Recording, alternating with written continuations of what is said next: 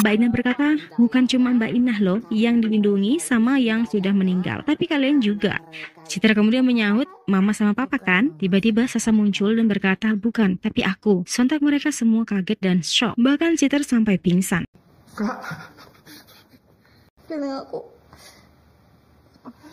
Saat sadar, Sasa berkata pada adik-adiknya agar jangan takut. Ia meminta agar mereka semua mau menerima dirinya apa adanya sekarang. Mbak Inah pun ikut meyakinkan ketiga saudara ini dan memperkenalkan Pak De Burjong dan Eyang Bowo.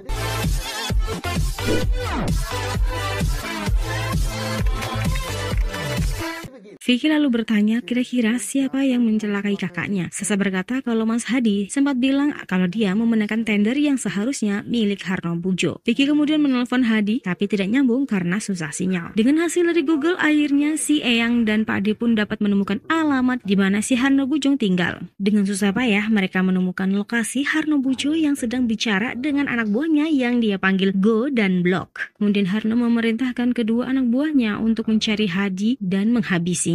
Eyang dan Pak De kemudian menceritakan apa yang ia lihat dan ia dengar kepada Sasa dan yang lainnya. Sementara itu di sisi lain Hadi yang baru tiba di proyek langsung mengadakan meeting dengan pekerjanya. Dan saat itu Eyang dan Pak De pun muncul di bawah alat berat. Dan lucunya di situ mereka bertemu dengan hantu-hantu lain yang menyeramkan yang membuat mereka ketakutan.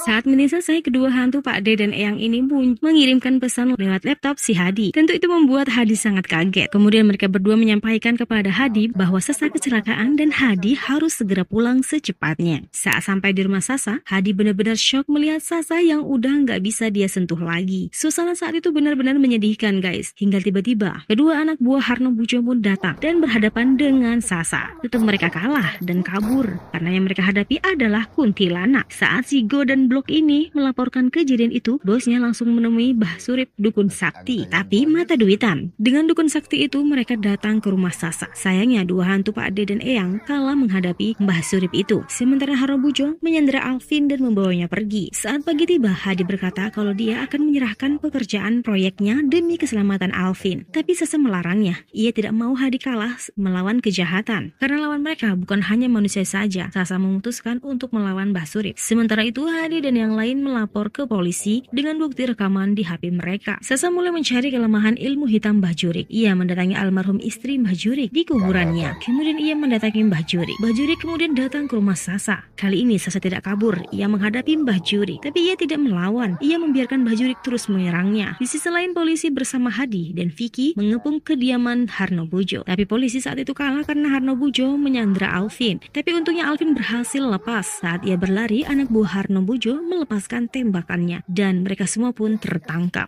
Sementara itu, Sasa masih bertahan dari serangan Mbah Jurik. Saat itu, Mbah Jurik kaget karena Sasa menyebutkan nama aslinya, yaitu Joko Sugriwo. Dan ia lebih kaget lagi karena ada cahaya putih yang muncul. Sasa berkata kepada dukun itu, kalau ada yang menitipkan pesan untuknya, dia rela mati demi tumbal ilmu hitamnya. Dia adalah istrinya. Dia hanya ingin dikuburkan dengan layak di samping makam ibunya. Mbah Jurik kemudian terduduk dan menangis menyesal. Mbah Jurik berkata, dulu istrinya pernah berpesan kepadanya, telah akan ada perempuan dengan cahaya putih. Itulah cahaya cinta. Kemudian ia berterima kasih kepada Sasa yang memberikan tanda-tanda cinta yang dapat melepaskan kebenciannya. Tak lama Vicky dan Alvin pun pulang bersama dengan Hadi yang telah menjadi hantu juga. Karena ternyata Hadi tertembak di lokasi penangkapan tadi. Sasa kemudian keluar menemui tunangannya yang telah mati dan mereka pun pergi bersama menuju ketenangan. Di akhir cerita, Vicky dan yang lain juga kedua hantu itu pergi meninggalkan rumah itu bersama kenangannya. Dan tamat guys. Gimana guys ceritanya? Lucu kan? Tapi lebih seru lagi kalau kalian nonton film aslinya guys. Karena itu lebih dapat lucunya. Oke guys, thank you for watching and see you goodbye. Bye.